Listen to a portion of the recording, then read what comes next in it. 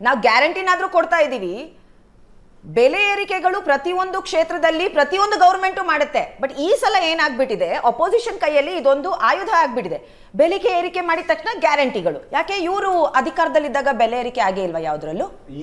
ಪ್ರತಿಯೊಂದು ನಿಮ್ಮ petrol price, diesel price ಏನಿತ್ತು ನಿಮ್ಮ ಅಧಿಕಾರಕ್ಕೆ ಬಂದಿದ ತಕ್ಷಣ ಬಿಜೆಪಿ ಅವರು ಯಾವ ಮಟ್ಟಕ್ಕೆ ಇನ್ಕ್ರೀಸ್ ಆಯ್ತು ಎಲ್ಲರಿಗೂ ಗೊತ್ತಿದೆ.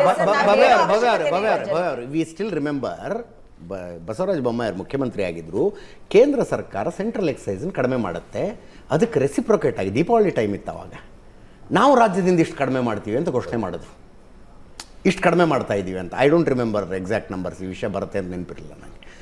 ಅದಾದ ಮೇಲೆ 3.5 ರೂಪಾಯಿ ಡೀಸೆಲ್ಗೆ ಜಾಸ್ತಿ ಆಗಿದ್ದು ಸಿದ್ದರಾಮಯ್ಯನವ್ರು ಬಂದ ಮೇಲೆ. BMTC ಬಸ್ ದರ ಜಾಸ್ತಿ ಆಗದೆ 6 ವರ್ಷ ಆಗಿತ್ತು, 7 ವರ್ಷ ಆಗಿತ್ತು, 8 ವರ್ಷ ಆಗಿತ್ತು, ನಡ್ಕೊಂಡು ಹೋಗ್ತಿತ್ತು ರೀ ಅದು. ನಾನು ಯಾಕೆ ಜಾಸ್ತಿ ಮಾಡಿದ್ರಲ್ಲ ನಾನು ಕೇಳೋದು, ದೈನಂದಿನ ಹೊರೆ ದಿನದಿಂದ ದಿನಕ್ಕೆ ಹೆಚ್ಚಾಗ್ತಾ ಹೋಯ್ತು. ಎಲ್ಲಿ ತನಕ?